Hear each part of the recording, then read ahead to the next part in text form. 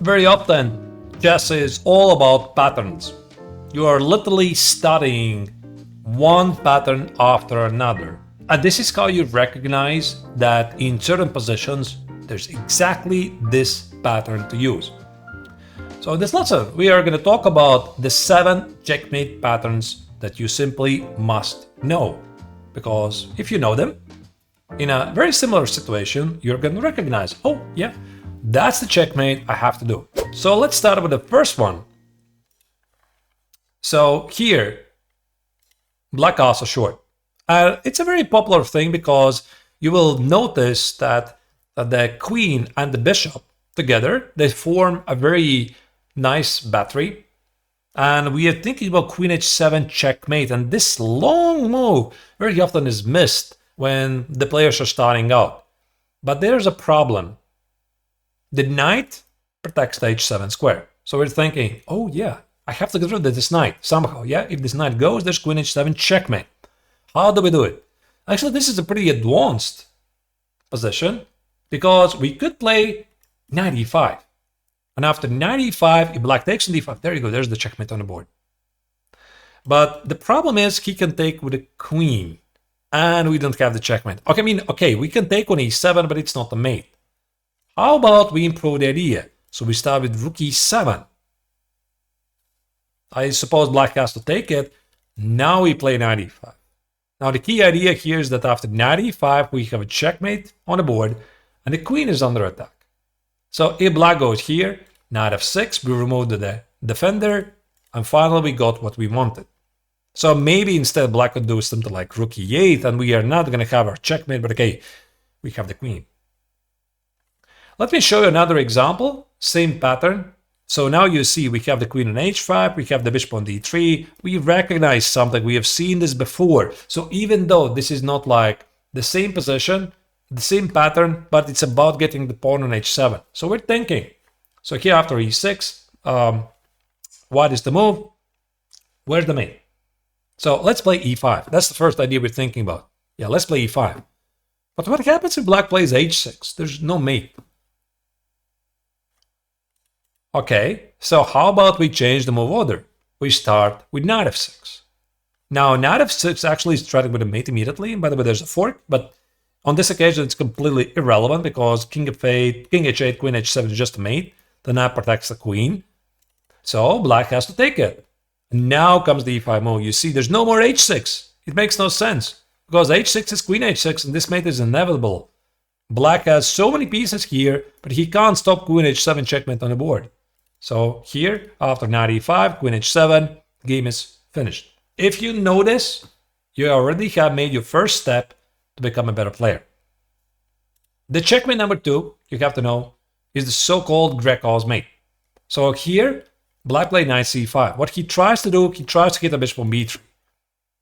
Now you see we have enough pieces to bother the king, and actually this black king is left alone. So we can play knight g5. The queen and the knight together are a very dangerous combination. So black plays h6 and seemingly he's like, okay, he's doing okay. Knight f7 check, okay, whatever. King h7, but now comes the idea queen g6. So we're using the idea from the previous 2 examples. We want to checkmate. This time the helper is not going to be the bishop, but the knight. Because you see the knight protects the h7 square. We give a check and that will be a mate. So where's the big idea? Black plays h6 on g5. And now we go back. So you see queen h5 check. You can't go king g8. Remember this bishop. That's a mate. So you might be thinking, wait a second, is this really a mate? I mean, what about I take on b3, then I play h6? No, then you get the mate immediately. So what about here? I take on b3, I take on g5. No, then you get the mate immediately. So it doesn't work. Black cannot eliminate both of these attacking pieces at the same time. Another version of the same position would be here black plays knight c6. So the key idea was this Greco's mate was to remove the pawn on h7. We start with bishop f7. Black goes here. And now if you remember, if the pawn is gone, we might have queen h3 checkmate. How do we do that? We play knight g6. We open up the h file. You have to take, right? Black has no choice. And now there's queen h3. That's a mate on the board. You see, black has no way to avoid the checks, and king g8 is just impossible. The bishop here takes care of the square. Checkmate number 3, you have to know, is the fool's mate. So you see the king here is very weak for black. So also the knight on h5 is hit, and black decided to play knight f4. All we need to do is give one check, and that's a mate. But there's a problem. If we play bishop g6, black is going to take it. That's why he played knight f4. But we have 2 squares to hit the king. So what we can do, we can use the queen to deflect the knight from defending the pawn on g6. Deflection is a very big tactical idea. So queen h5 check, that's like a mate. So black has no choice to take it. There comes the checkmate. You see? These pieces that black has, they actually don't allow him to escape from the check. King f7 is impossible. There's no way to protect from the check. That's it. The sole bishop delivers a mate. Another version of the same position will be here. Black played queen c7. And he didn't really feel the danger. If he had felt the danger, he would have definitely responded with bishop e7.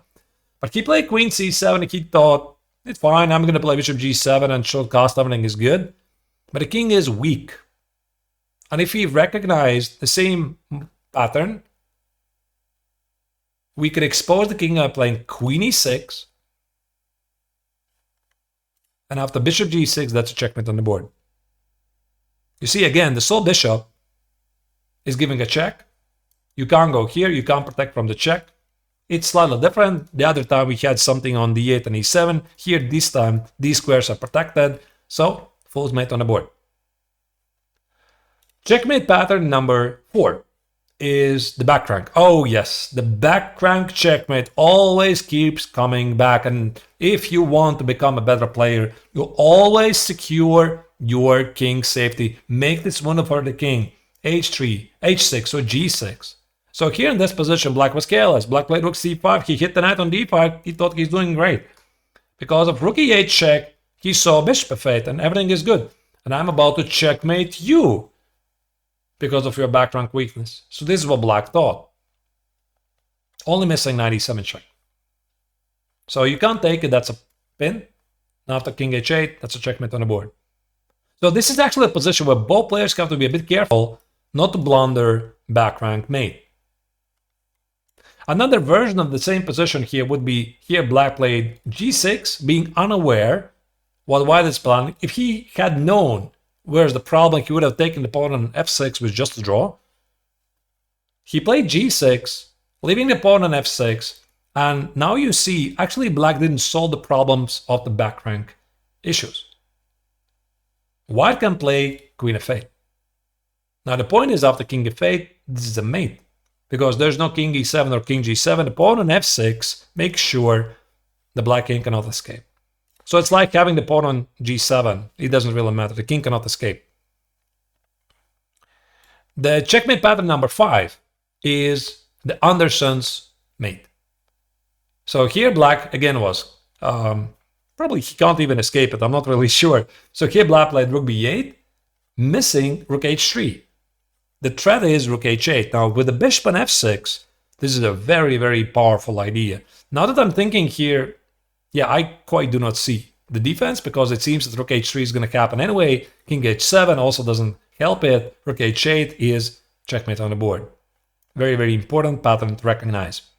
And there's some versions, different versions of this Anderssen mate. For example, in this one, you see we have the strong bishop here. Now black just played a3. Quite careless because he thought I have to push the bishop here. I can put the knight on d4. I'm doing okay. But white can use this long diagonal with a very powerful move. And that is queen h7. So where's the idea? I mean, black has to take it. Rook h1 check.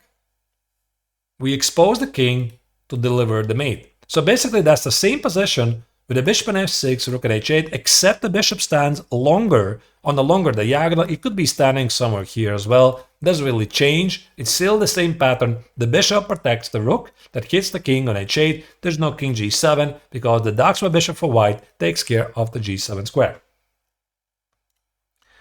Checkmate pattern number 6 is the so-called Lolli checkmate.